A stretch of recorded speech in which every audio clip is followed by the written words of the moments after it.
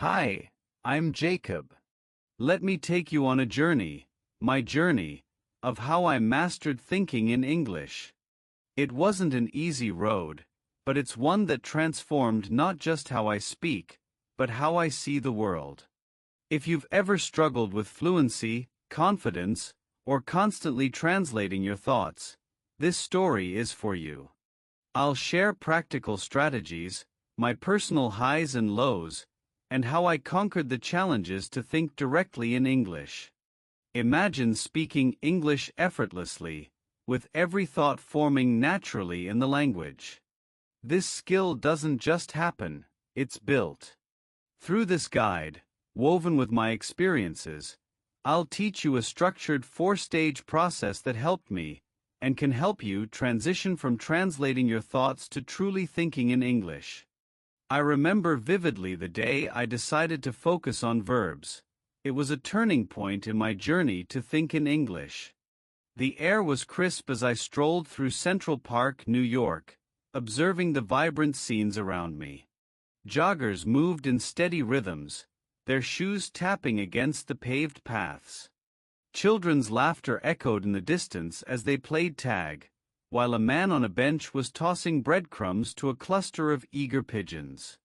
I stood still for a moment, soaking in the dynamic world before me, and it hit me, all these activities could be encapsulated in powerful action words: run, laugh, feed, toss. At that moment, I decided to immerse myself in verbs, viewing them as the heartbeat of language. They weren't just words. They were the threads weaving the fabric of everything happening around me. However, it wasn't as easy as it sounds. My brain, so used to thinking in my native language, resisted the shift. Translating every verb took effort and slowed me down, but I refused to let that stop me. My breakthrough came when I made a conscious habit of identifying actions in English every single day. For instance, on the subway during my commute, I observed passengers. Some were scrolling on their phones, others reading newspapers or listening to music. In cafes, I watched baristas making coffee and customers chatting or typing on laptops. Each scene became a classroom, and verbs were my lessons. As days turned into weeks, something incredible happened. My brain started skipping the translation process altogether. Instead of thinking, "the man is feeding birds," in my native language and then translating it to English, I began to simply think, "the man is feeding birds." It felt liberating. Suddenly, English became not just a language I used, but a language I lived. But I didn't stop there. To challenge myself further, I began creating mental stories wherever I went. In the park, I might think, "a jogger is sprinting past me. His dog is barking excitedly as it chases a stick. Near the fountain, a group of friends is laughing together, their backpacks piled in a heap." This exercise wasn't just about verbs anymore. It was about making the language dynamic and alive within me. This transformation taught me the importance of consistency. I committed to practicing every day for at least 10 minutes. Whether at home, on the street, or traveling, I turned ordinary moments into opportunities to observe, reflect, and think in English. These small yet powerful exercises became the building blocks of my fluency. At first, I struggled. My brain wanted to translate everything from my native language. But I pushed myself to observe and think, what are they doing? Verbs became my gateway to thinking in English. My practice: each morning, I dedicated at least 20 minutes to immersing myself in the world around me, training my mind to think in English. I would intentionally place myself in different environments to observe and mentally describe actions in real time. Whether on the subway, in a cafe, or even during a walk in the park, I transformed every setting into an English classroom. For example, I'd sit at a cafe and mentally narrate what I saw, The barista is making coffee. A couple is laughing while drinking their cappuccinos. A man is typing on his laptop. On the subway, I'd focus on the details of motion. The train is gliding into the station. Passengers are boarding quickly. A child is waving at the conductor. Over time, I began to layer additional complexity into my observations. I'd create imaginary backstories or future actions for the people I watched. For instance, the man typing on his laptop might be working on a novel. The barista is probably dreaming of opening her own coffee shop. This turned my practice into a game, making it both enjoyable and highly engaging. I also kept a small notebook where I wrote down verbs I noticed during these sessions. At the end of the day, I'd review them and use them to form new sentences. For instance, if I noticed someone hailing a cab or scrolling through photos, I'd challenge myself to use those phrases in different contexts, like, she's hailing a cab after a busy workday, or he's scrolling through photos from his vacation. These exercises not only sharpened my vocabulary, but also made English a natural part of my thought process. Soon, I found myself thinking in English even when I wasn't practicing actively. That's when I realized that these small, deliberate habits were paving the way for fluency. In the cafe, people were drinking coffee and reading books. On the subway, someone was listening to music while another was scrolling on their phone. Over time, verbs became my mental lens through which I viewed the world. I stopped seeing verbs as just words on a vocabulary list and started embracing them as the essential tools for describing life. Every action around me was an opportunity to practice. Whether someone was jogging, painting, whispering, or explaining, I began training myself to recognize these verbs naturally and without translation. But this transformation didn't happen overnight. It took months of persistent effort, challenging myself to notice and name every verb in my environment. I remember walking through bustling markets and silently describing everything. The vendor is arranging fresh fruits. Customers are haggling over prices. A child is tugging at her mother's hand. These moments became mini exercises where I actively engaged with English instead of passively letting it flow by. To deepen my practice, I added variety to my observations. While at home, I mentally narrated my chores. I'm cleaning the dishes. The laundry is drying. I'm organizing the bookshelf. On public transport, I created quick mental stories. The man is staring out the window, lost in thought. A student is reading her textbook while nervously tapping her foot.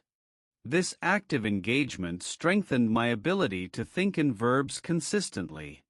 An important breakthrough came when I started imagining myself as a narrator for everyday events. Pretending to document someone else's actions added a fun, creative twist to my practice. For instance, during a walk in the park, I'd narrate as if creating a documentary. A dog is eagerly chasing after a frisbee. Its owner is laughing and clapping. Nearby, a group of teenagers is practicing skateboarding tricks. This narration exercise made verbs come alive in my mind, making it easier to recall and use them fluently. The real reward of these practices became apparent when I stopped translating completely. For the first time, I could witness an action and label it directly in English without relying on my native language. The shift felt like a mental breakthrough, a gateway to thinking in English that would pave the way for deeper fluency in the language. As verbs became second nature, I shifted my focus to nouns. I still remember a sunny day by the Sydney Opera House, a scene etched in my memory not just for its beauty, but for the clarity it brought to my thoughts. The harbor shimmered under the golden sunlight, waves gently lapping against the dock. Groups of tourists moved with excitement, capturing every angle of the iconic architecture, while a boat slowly sailed past, its white sails gleaming against the azure sky. That day, I realized that nouns were the anchors of my descriptions. They gave me the precision to label the world around me and understand its structure.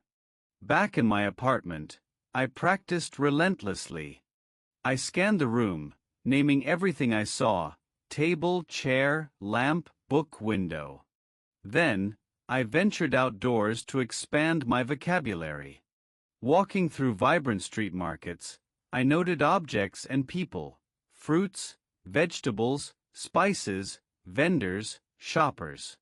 The buzz of activity around me wasn't just life happening, it was a canvas for my linguistic growth. I added an additional layer to my practice by categorizing nouns into themes. One day, I'd focus on household items: sofa, curtains, kettle, bookshelf. Another day, I'd explore nature: tree, cloud, river, flower. During commutes, I'd mentally catalog nouns related to transportation: train, platform, ticket, passenger.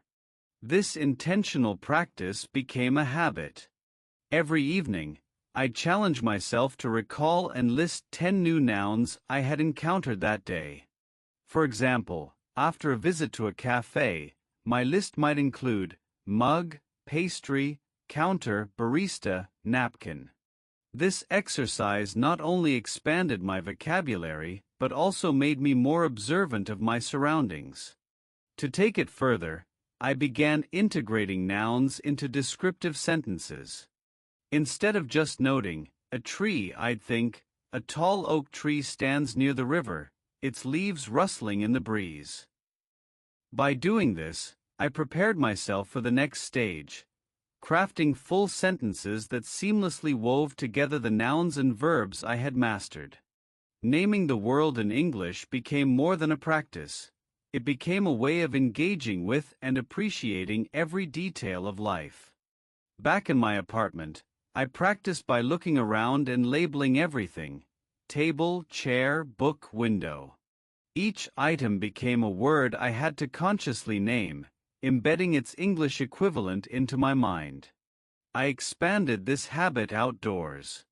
Walking through bustling markets, I mentally noted the vibrant colors and shapes around me: fruits, vegetables, spices, baskets, lanterns, and more. Every shop stall told a story in objects, and I challenged myself to recount them mentally in English. One day, I paused in front of a spice vendor. The air was rich with the aroma of cinnamon, cumin, and turmeric. I began to mentally list the items I saw: saffron, chili powder, nutmeg, star anise. It became more than a linguistic exercise. It was an appreciation of the world around me. I started practicing with different themes, expanding each into a detailed and immersive activity. In my kitchen, I focused on naming utensils: knife, spoon, bowl, cutting board, whisk, grater, measuring cups. Instead of just noting the objects, I began visualizing their use. The knife is slicing vegetables. The bowl is filled with fresh fruit. At work, I listed everything on my desk: keyboard, monitor, stapler, pen, sticky notes, coffee mug. But it wasn't just about identifying them. I created scenarios to contextualize these items. For example, I'm using the stapler to bind a set of important documents. I took this thematic approach into every space I visited. On a walk through a park, I focused on nature: tree, flower, bench, fountain, pathway, squirrel. Then, I added descriptions: the wooden bench is shaded by a tall oak tree, and a squirrel is darting across the pathway. In a busy market, I categorized nouns into groups like food, tools, or textiles. A vendor is arranging colorful scarves while the smell of fresh bread fills the air. This thematic expansion not only broadened my vocabulary but also deepened my ability to describe scenes vividly and thoughtfully. Every environment became an opportunity to explore nuances and connections. Instead of just naming objects, I asked questions like, what is it used for? How does it fit into the bigger picture of this space? This shift encouraged me to not only name nouns but to weave them into meaningful narratives. Through consistent practice, the act of naming transformed into a creative exercise that strengthened my thinking and fluency in English. This habit of naming expanded into deeper observations. For example, instead of simply noticing a tree outside my window, I started adding details. A tall oak tree stands in the park, its branches swaying in the breeze. Or, at the market, the vendor is arranging a pyramid of oranges next to a pile of fresh ginger roots. This shift transformed how I thought, encouraging me to connect nouns with their surroundings and details. Every evening, I jot down these observations in a notebook. Some days, my entries were focused on the nouns I encountered: bench, umbrella, notebook, scarf. Other days, I wrote descriptive sentences. The wooden bench in the park was empty, glistening after the rain. A green umbrella rested against the side of the cafe table. These exercises deepened my ability to weave nouns into richer contexts, preparing me for the next stage of thinking in sentences.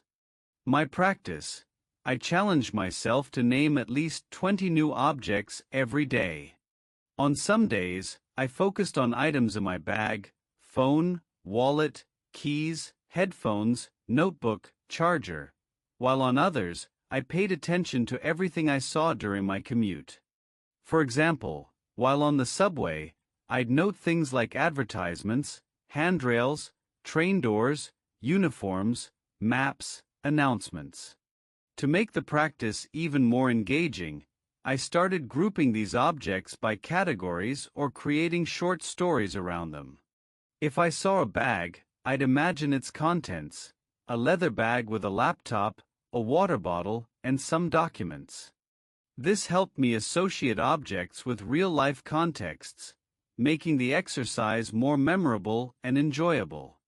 At night, I would revisit the day's new words and create sentences to describe how they fit into my experiences. For example, the train doors slid open as the conductor announced the next stop. Or my charger wasn't in my bag, so I had to borrow one from a friend. This consistent exercise not only expanded my vocabulary but also allowed me to actively reinforce my ability to think in English. Over time, it became second nature, and I started noticing objects and their functions in English without even trying. One day, while sitting in a park in Toronto, I realized it was time to connect the dots. Verbs and nouns alone weren't enough. I needed to elevate my practice to thinking in full sentences. Around me, life unfolded like a movie. Children were playing tag, their laughter echoing across the park. Nearby, a man sat on a bench reading a newspaper while sipping his coffee, and a woman walked her dog, the leash stretched taut as the dog excitedly sniffed a tree trunk. These scenes were vivid and alive, and I realized that to fully capture them, I needed more than just isolated verbs and nouns.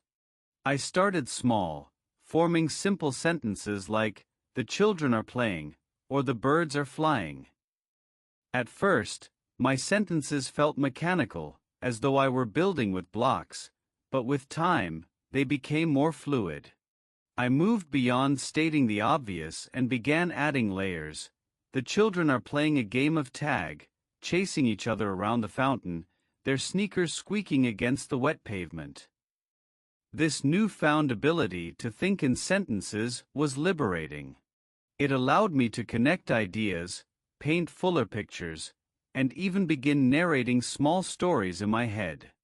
I practiced everywhere, on the subway, at cafes, and even while grocery shopping. For instance, at the store, I'd think, a woman is choosing apples from a basket. She inspects each one carefully, looking for bruises. A child sitting in the cart is reaching for a candy bar, but his mother gently shakes her head. These moments of practice added richness to my internal dialogue and gave me the confidence to express myself more naturally in English. I started small: the children are playing, or the birds are flying.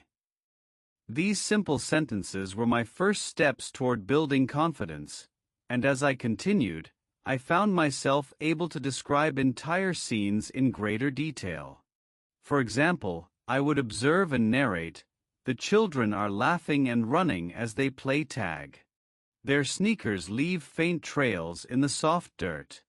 Nearby, a dog is barking excitedly as its owner throws a frisbee across the grass. As I practiced more, my sentences evolved into miniature stories. I'd imagine: the birds are soaring high above, their wings spread wide as they circle the park. Beneath them, a couple sits on a bench, sharing a quiet moment together. These exercises didn't just help me form sentences, they taught me how to connect ideas and bring scenes to life. It was no longer about stating what was happening, it was about visualizing and narrating the essence of a moment, weaving emotion and depth into every sentence. My breakthrough: on a trip to Berlin, I challenged myself to narrate everything I saw near the Brandenburg Gate. It was a bustling day with tourists from all over the world, and the iconic monument stood tall against the clear blue sky. I began to describe the scene in English. A group of tourists is taking photos, their cameras clicking in quick succession as they try to capture the perfect shot. Some are listening intently to a guide, who is animatedly explaining the history of the gate, while gesturing toward its intricate carvings. Others are clustered together, leaning over large paper maps, plotting their next destination. As I painted these vivid mental pictures, something shifted within me. For the first time, I wasn't just forming sentences, I was thinking fluently. The words came naturally, without hesitation, and I felt connected to the language in a way I never had before. I walked around the square, continuing to narrate. A young boy is holding an ice cream cone, his face lit with delight as he licks it quickly before it melts. A street performer is playing the violin, the haunting melody echoing across the cobblestones and drawing a small crowd. This experience was a breakthrough moment. It wasn't just about speaking, it was about immersing myself in English completely. Each thought flowed effortlessly, and for the first time, I realized that fluency wasn't a distant goal, it was something I was actively living and experiencing. The final stage was the hardest but most rewarding: thinking in paragraphs.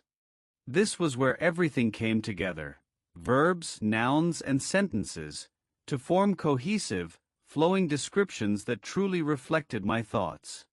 I practiced this by narrating my day in great detail, describing vivid scenes, and crafting imaginative stories. For instance, on an ordinary day, I'd begin by recounting my morning. I woke up to the sound of birds chirping outside my window. The sunlight streamed through the curtains, casting soft patterns on the wall. After getting out of bed, I made a steaming cup of coffee and sat by the window, watching the world come alive as people hurried to start their day. Narrating even mundane routines in paragraphs transformed how I engaged with the language. Another unforgettable practice moment was during my walk along the Seine River in Paris. I mentally painted the scene in words. The river glistens under the setting sun, its surface reflecting hues of gold and orange. Couples stroll hand in hand along the cobbled path, while street performers fill the air with melodies from their violins. The smell of fresh baguettes drifts from nearby cafes, mingling with the crisp autumn breeze. Descriptions like this pushed me to think in richer, fuller paragraphs, sharpening my ability to articulate scenes in English with depth and fluidity. By narrating moments like these daily, I transitioned from fragmented thoughts to fully formed, coherent ideas. It wasn't just about practicing English anymore. It became a way to experience the world through a new lens, appreciating its beauty while strengthening my fluency. One unforgettable moment was on the Great Wall of China. As I stood there, I allowed myself to fully absorb the majesty of the scene, mentally weaving the details into a vivid narrative. The Great Wall stretched out before me, a serpentine marvel winding through the rugged mountains as far as the eye could see. I mentally crafted this paragraph. I'm standing on the Great Wall, and the view is breathtaking. The ancient structure snakes across the ridges, a testament to human determination. Tourists scatter along the path, some taking photos while others pause to catch their breath. A cool breeze brushes against my face, carrying with it the scent of pine and a faint whisper of history. The stones beneath my feet feel worn and smooth, polished by countless footsteps over centuries. In the distance, the mountains roll endlessly, shrouded in a light mist that softens their jagged peaks. The wall's silent strength tells stories of battles fought, emperors' ambitions, and the resilience of a people. By immersing myself in the moment and narrating it this way, I transition from thinking in fragments to constructing vivid, cohesive thoughts that captured the full essence of the experience. Every day, I dedicated focused time to observing and describing my surroundings in intricate detail. Whether I was seated in a bustling cafe, strolling through a quiet park, or navigating a busy street, I actively engaged with all four stages of practice: verbs, nouns, sentences, and paragraphs. In the cafe, I might think, the barista is preparing coffee, steam rising as she froths the milk. A couple sits at a corner table, laughing softly over their shared dessert. In the park, my observations grew deeper. The leaves on the trees sway gently in the breeze, casting flickering shadows on the pathway below. A dog chases after a ball, its tail wagging furiously. On the streets, the rhythm of life offered endless opportunities. A street vendor is arranging fresh flowers in buckets, their colors vibrant against the gray pavement. Cyclists weave through traffic as pedestrians wait patiently at the crosswalk. These deliberate exercises help me not only to think in English but also to enrich my descriptions with sensory details. Over time, I began to notice how much more vivid and natural my thoughts became, allowing me to move seamlessly from simple observations to fully formed narratives. I used photos to spark my imagination. For example, a picture of a beach became a detailed narrative in my mind. The waves are crashing against the shore, their rhythmic sound blending with the cries of seagulls circling above. Children are building sandcastles near the waterline, their small hands patting the wet sand into delicate towers. A sailboat glides peacefully in the distance, its white sail catching the golden sunlight as it moves toward the horizon. The salty breeze brushes against my face, carrying with it the faint scent of seaweed and sunscreen. Nearby, a family spreads out a picnic blanket, unpacking sandwiches and fruit as they laugh together. By transforming static images into vivid scenes, I trained myself to think in full paragraphs, immersing myself in the story within each photo. Every night, I wrote about my day in English. At first, it was just simple, disconnected sentences. Today I walked in the park. The weather was sunny. I described events plainly, without much depth or complexity. But as time went on, I began to challenge myself. I started to focus on expanding these thoughts, connecting details, and enriching my narrative. Instead of writing, "The weather was sunny," I would craft something like, The sun shone brightly in the sky, casting long shadows from the trees and warming the path beneath my feet. I made it a habit to include sensory details and reflections in my journaling. For example, rather than simply writing, I went to a cafe. I might describe, I sat at a small table by the window in a cozy cafe. The aroma of freshly brewed coffee filled the air as soft jazz played in the background. Outside, rain drizzled lightly, creating a gentle rhythm against the glass. By doing this consistently, my journaling sessions became much more than a way to practice English. They turned into an opportunity to relive my day, refine my storytelling, and cultivate a deeper connection with the language. Writing in paragraphs allowed me to form coherent, flowing ideas, and over time, it became natural to think and express myself in English with clarity and depth. I spoke to myself in English constantly, turning my daily walks to work into mini practice sessions. As I walked, I imagined conversations with colleagues, described the scenery around me, or even narrated hypothetical scenarios. For example, I might think, the trees lining the street sway gently in the morning breeze, their leaves glistening with dew. A cyclist speeds past, his red backpack bouncing slightly with each pedal. The soft murmur of traffic mixes with the chirping of birds, creating a calm, rhythmic background.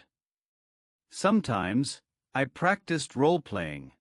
I pretended I was explaining my weekend to a friend. Over the weekend, I visited a local market. The stalls were filled with colorful produce, and the smell of fresh bread made the whole place feel warm and inviting. At other times, I imagined myself preparing for a presentation at work. Today, I'll be sharing insights from our latest project.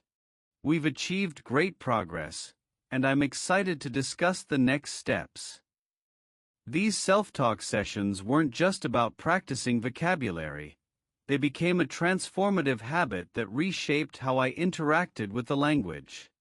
Each session gave me the freedom to experiment with sentence structures, test out new phrases, and refine my ability to articulate thoughts without external pressure. Whether narrating my surroundings or role-playing different scenarios, I felt myself gaining confidence and fluency. For instance, I turned my surroundings into detailed mental exercises. The morning sun filters through the trees, casting intricate shadows on the pavement. A mother pushes a stroller while chatting on her phone, and a street vendor is setting up his cart, arranging rows of bright oranges and apples. These moments pushed me to add layers of detail and creativity, helping me transition from basic sentences to rich, vivid descriptions. Role-playing was another key aspect. On some days, I pretended to give a speech. Good morning, everyone. Today, I'll be discussing how small daily habits can lead to significant changes. On others, I imagined explaining a recipe to a friend. First, you dice the onions finely and sauté them until they turn golden brown. Then, you add the tomatoes and spices. Each scenario was an opportunity to practice contextually relevant vocabulary and build fluency. By making these daily walks a time for immersive practice, I found that thinking and speaking in English gradually became as natural as breathing. It wasn't just about speaking the language, it was about living it, allowing it to flow effortlessly into every corner of my day. When I started thinking in English, everything changed dramatically. Conversations that once felt stilted and unnatural began to flow smoothly, allowing me to connect with others without hesitation. Presentations transformed from nerve-wracking experiences to confident, impactful moments where I could clearly articulate my thoughts. I no longer paused to second-guess myself or mentally translate phrases, a process that had previously caused frustrating delays and frequent mistakes. Instead, I found myself expressing ideas effortlessly, with a fluency that felt natural and unforced. Thinking in English didn't just improve my language skills, it gave me the confidence to engage meaningfully in both personal and professional contexts. This shift allowed me to focus entirely on the content of my communication, rather than the mechanics of the language, opening doors to new opportunities and deeper connections. My practical exercises for you. Here are the exercises that worked best for me. 1. Observation practice. Take 10 minutes daily to describe your surroundings. 2. Picture narration. Use photos to build detailed paragraphs. 3. Daily recap. Narrate your day in English before bed. 4. Role-playing. Imagine conversations or scenarios and practice. 5. Set challenges. Commit to thinking in English for short periods, gradually increasing.